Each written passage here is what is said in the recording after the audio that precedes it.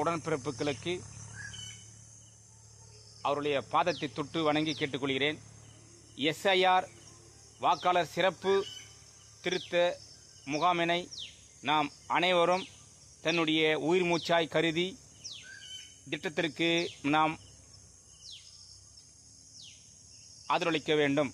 காரணம், வருகின்ற சட்டமன்ற தேர்தலை நம்முடைய தளபதி எங்களுடைய நிரந்தர முதல்வர் அறிவித்த 200 கிணறு வெல்வோம் என்ற சரித்திரத்தை படைக்க வேண்டும் என்று சொன்னால் இந்த எஸ்ஆர்ஐ திட்டத்தின் மூலம் வாக்காளர்களை நாம் வீடுகளாக சென்று சேர்த்தால் மட்டுமே வெற்றி பெற முடியும் என்ற நிபந்தனை உள்ளது.